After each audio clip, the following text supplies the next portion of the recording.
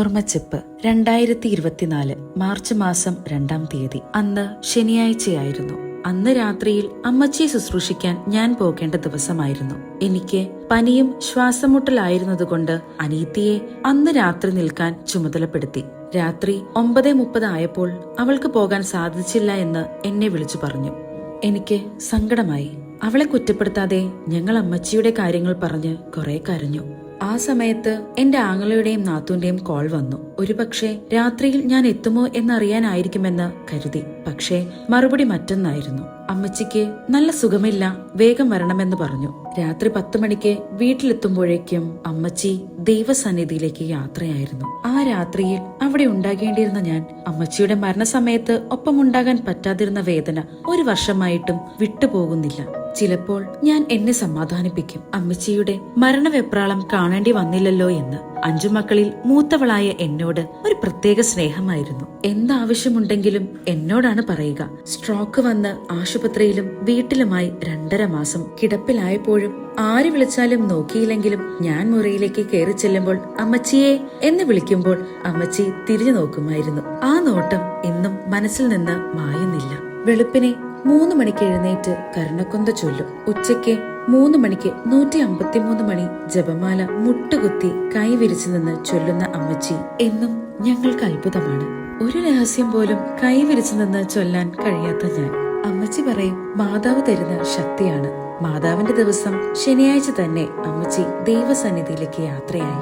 അമ്മച്ചിയുടെ മരണശേഷം അമ്മച്ചിയുടെ മേശവലിപ്പിൽ അമ്മച്ചി തയ്യൽ പഠിച്ച നോട്ട്ബുക്ക് തുറന്നപ്പോൾ മക്കൾക്കായി എന്നെഴുതിയ ഒരു കവർ.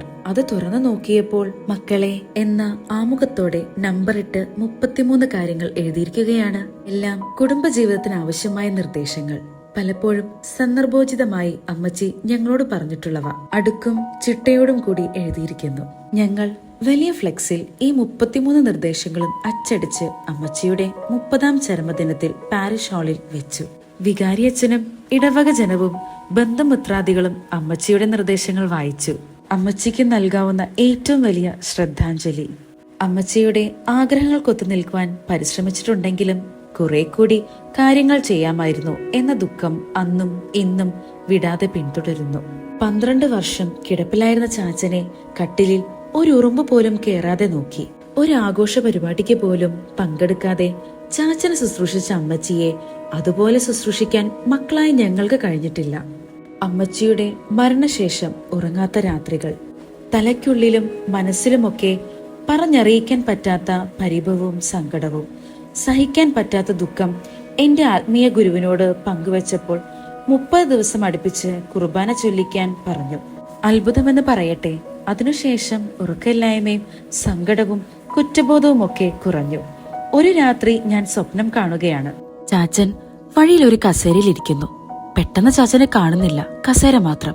നോക്കുമ്പോൾ ചാച്ചൻ പതുക്കെ നടക്കുന്നു. ആരാണ് ചാച്ചനെ എഴുന്നേൽപ്പിച്ചു വിട്ടത്? ചാച്ചന് നടക്കാൻ വയ്യാത്തതാണല്ലോ എന്നോർത്ത് ചാച്ചന് കസേര കൊടുക്കാനായി നോക്കുമ്പോൾ ആ കസേരയിൽ അമ്മച്ചി ചിരിച്ചുകൊണ്ടിരിക്കുന്നു. ചാച്ചൻ മറ്റൊരു കസേരയിലിരിക്കുന്നു. അത് കണ്ടപ്പോൾ സ്വപ്നത്തിൽ ഞാൻ അനുഭവിച്ച സന്തോഷം ഇന്നും പറഞ്ഞറിയിക്കാൻ പറ്റുന്നില്ല.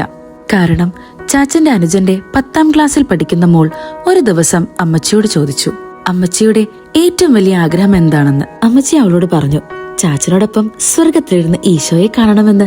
ആ സ്വപ്നം എനിക്ക് നൽകിയ സമാധാനം. അമ്മച്ചിക്ക് വേണ്ടി ചാച്ചൻ കസേര ഒഴിഞ്ഞു കൊടുക്കുന്നു. രണ്ടുപേരും ഒരുമിച്ച് സ്വർഗത്തിൽ ഈശോയെ കാണുന്നു. അമ്മച്ചിയെ കാണാൻ വരുമ്പോൾ എന്ത് മേടിച്ചു കൊണ്ടുവരണമെന്ന് വിളിച്ചു ചോദിക്കുമ്പോൾ, ഒന്നും വേണ്ട, നീ ബേക്കറിയിൽ നിൽക്കുന്ന സമയം കൂടി എന്റെ അടുത്തുണ്ടായാൽ മതിയെന്ന് പറയുന്ന അമ്മച്ചി. കുടുംബത്തിലെയും അയൽ വീടുകളിലുമൊക്കെ എല്ലാ കുട്ടികളുടെയും പ്രിയപ്പെട്ട അമ്മച്ചി. ആര് പ്രാർത്ഥിക്കാൻ പറഞ്ഞാലും ഒരു കൊച്ചുകുട്ടിയാണെങ്കിൽ പോലും പേരെടുത്ത് പറഞ്ഞ് പ്രാർത്ഥിക്കുന്ന അമ്മച്ചി. 75-ാം വയസ്സിലും വെള്ളിയാഴ്ചയും ശനിയാഴ്ചയും ഉപവസിക്കുന്ന, ഞായറാഴ്ച ഒഴിച്ചുള്ള ദിവസങ്ങളിൽ പച്ചക്കറി മാത്രം കഴിക്കുന്ന അമ്മച്ചി.